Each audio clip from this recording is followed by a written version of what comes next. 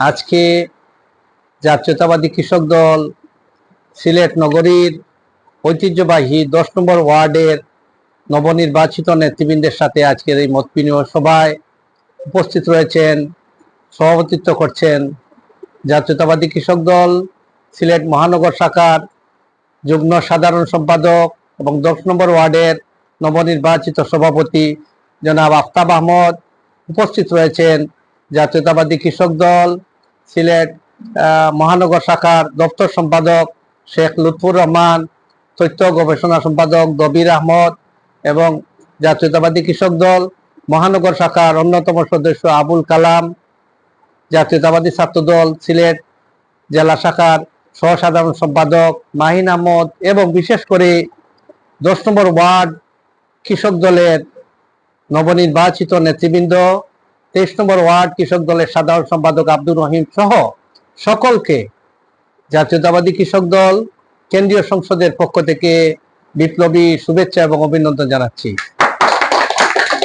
আমরা জাতীয়তাবাদী কৃষক দল জাতীয়তাবাদী দলেরই অন্যতম একটি গুরুত্বপূর্ণ অঙ্গ সংগঠন।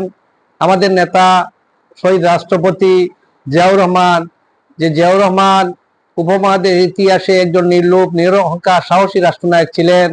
জিয়াউর রহমান নিজ হাতে কোদাল নিয়ে হাল খনন করে গ্রাম বাংলার প্রত্যন্ত অঞ্চলে গোটা বিশ্বকে সেদিন অবাক করে দিয়েছিলেন প্রেসিডেন্ট জিয়া। জিয়াউর রহমান 81 মে জিয়াউর রহমানকে হত্যা করার পর পৃথিবীর ইতিহাসে ঢাকার মানিক মিয়া এভিনিউতে যে জানাজা হয়েছিল, তখনকার ভাষায় বিবিসির ভাষায় 10 লক্ষাধিক মানুষের উপস্থিতি জিয়াউর রহমানের জানাজা হয়েছিল। সম্ভবত আমার জানা মতো পৃথিবীর ইতিহাসে এখন পর্যন্ত এত বড় জানাজা পৃথিবীর ইতিহাসে হয় নাই, যেটা প্রেসিডেন্ট জিয়ার জানাজায় হয়েছিল।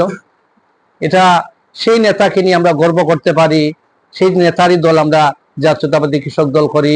পাশাপাশি আমাদের প্রিয় নেত্রী বেগম খালেদা জিয়া, যে খালেদা জিয়া এরশাদ বিরোধী আন্দোলনে আপসহীন নেত্রী হিসাবে সারা দেশে পরিচিতি লাভ করেছিলেন, কোনো আপোষ করেননি স্বৈরাচার এরশাদের বিরুদ্ধে আন্দোলন করতে।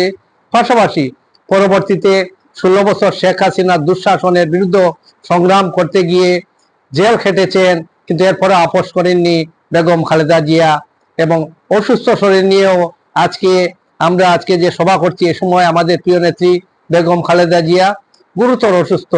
আমরা আজকের এই সভা থেকে আমাদের প্রিয় নেত্রী, দক্ষিণ পূর্ব এশিয়া অবিসংবাদিত নেত্রী, বাংলাদেশের সাবেক নির্বাচিত প্রধানমন্ত্রী, আগামী দিনে বাংলাদেশের যে নেতৃত্ব দেওয়ার কথা, ইনশাআল্লাহ আমরা বিশ্বাস করি